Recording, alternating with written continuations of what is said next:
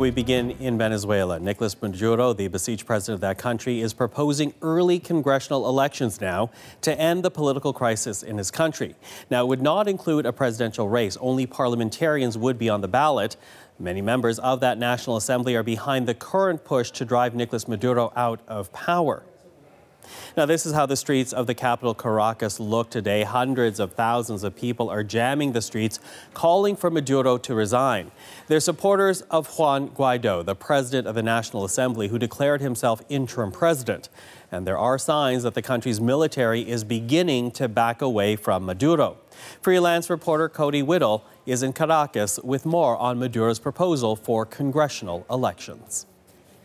Well, it's significant, but it's something we expected because the Congress here is the last is the last government body in the hands of the opposition. Juan Guaido is the president of that body, and he declared himself the interim president as the president of that body because of an article in the Constitution that says when the presidency here is vacant, the president of the National Assembly shall assume that role. So clearly, Maduro hoping to push Guaido to the side with this move.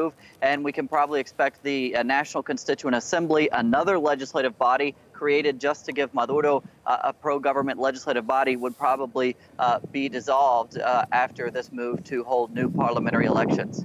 Now, let's pick up on another thread of the story that's happening today. What can you tell us about the military side of things with the defection of this Air Force general?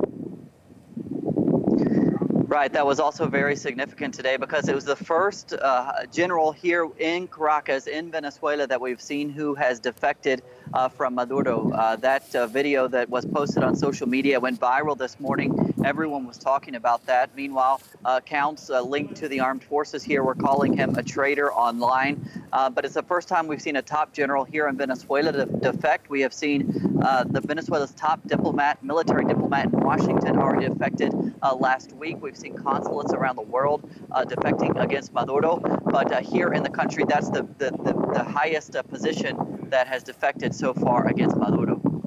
Emiliana Duarte is a blogger and activist in Caracas. She's been taking part in the protests in Venezuela, and she was out again on the streets today. Emiliana, thank you for joining us today. I want to begin with the protests that we've been watching here in Canada. What was it like to be in that crowd today? Well, more than a protest, it was an act of celebration. I can't understate how much of a joyous atmosphere there was. There was people breaking out in spontaneous dance. There was drum circles. There were people whipping out their musical instruments. Just hundreds of thousands, as far as the eye could see, of people that came. I spoke to some people that walked for hours on foot this morning to ride the subway to come to the rally today. And as far as the eye could see, it was just people that came to support the current transition happening in the government of Venezuela.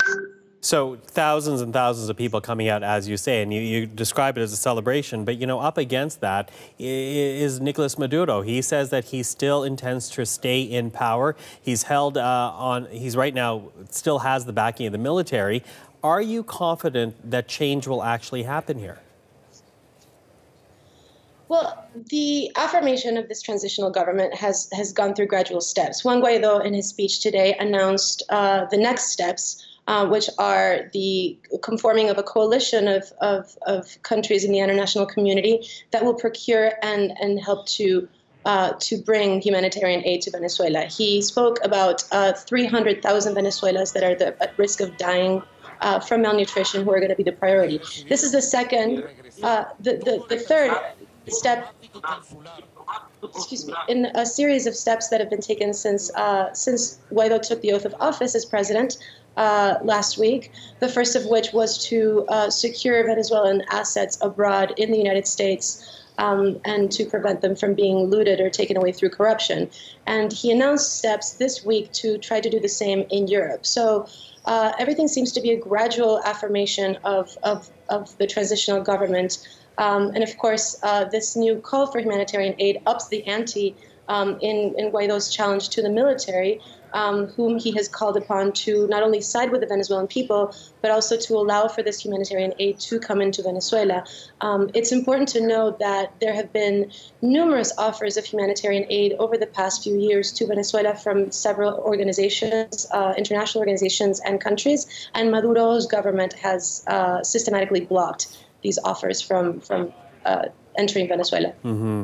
Well, interesting. You mentioned Guaido, and of course he is a significant part in all this, but he hasn't, we have to point out, he has not ruled out supporting a U.S. military intervention in Venezuela, and there have been some suggestions that may be on the table for the Trump administration. Would you support military intervention on behalf of the Trump White House? I think that's the last thing on people's minds right now in Venezuela. We are just overjoyed to be able to be empowered in taking back our future and deciding, once we have free and fair elections, on who our next president would be, and like I said, continue on in the path of democracy. So, I mean, we're very much aware that this situation, this transition in Venezuela, we have embarked upon as a people in unity and in adherence to the Constitution and the law. So there should be no need for an intervention because everything that we're doing is just and right. Now, Maduro had his own rally today in which he says parliamentary elections should be moved up in Venezuela. What do you make of that move from the president? Well, it's nothing new. I mean, President Nicolas Maduro always plays around with elections and institutions at will and at his own convenience. The presidential elections, which were fraudulent and widely decried as a sham last year, where he claims to have been reelected, were moved ahead from when they would have normally been held, which is in December of last year, because Maduro knew that he was losing support by the minute. And just as he decides to come up with a new parallel structure of government and strip our legitimate legislature of our powers by creating his own parallel legislature. I mean, it's just no surprise that Maduro once again tries to play around with elections in order to serve his purposes and remain in power.